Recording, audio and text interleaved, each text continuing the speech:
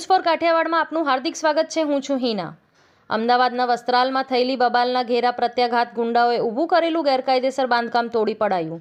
અમદાવાદના વસ્ત્રાલમાં પણ ઉત્તર પ્રદેશવાળી થઈ છે, જેમાં ગઈકાલે જાહેરમાં આતંક મચાવનાર આરોપીઓ સામે પોલીસે તો કાર્યવાહી કરી છે, પરંતુ તંત્ર પણ આ મામલે કડક કાર્યવાહી કરી રહ્યું છે।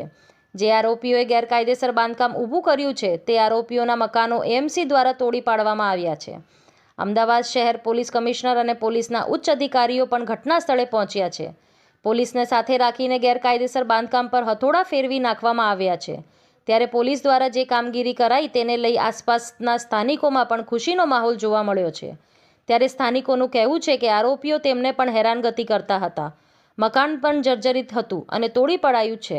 અમદાવાદ પોલીસ અને કોર્પોરેશનની ટીમ કામગીરી કરી રહી છે। બ્યુરો રિપોર્ટ રણજીતસિંહ સિંધવ, અમદાવાદ। બે દિવસ પહેલા રામોલ વિસ્તારના જે વસ્ત્રાલ એરિયા છે એમાં એક પંકજ ભાવસાર અને એના માણસોએ અમુક ત્યાં જાહેર રોડ ઉપર તોડફોડ કરી છે। આજે પંકજ ભાવસાર છે હમણાં જ પાસામાં પાસામાં જઈ આવ્યો છે અને સામેવાળા જે ગામ છે એ પણ પાસામાં જઈ આવ્યા છે। એ લોકોએ જાહેરમાં જે બળા એ ફેલાવવાની કોશિશ કરી છે એની અમે બહુ ગંભીર નોંધ લીધી છે અને પોલીસ ખૂબ જ કડક કાર્યવાહી એમને કરી રહી છે।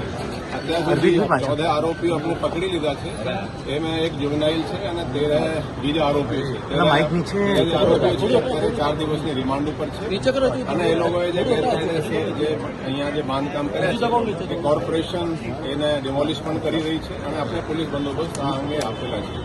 અને હું કહેવા માંગુ છું કે જે આ રીતેના જે શરારતી તત્વો કંઈ આ રીતે કૃત્ય કરશે, જો જાહેર રોડ ઉપર અને આ રીતેના જે ભય ફેલાવશે, પોલીસ એને બહુ કડક રીતે એ લોકો વિરુદ્ધ કાર્યવાહી કરશે।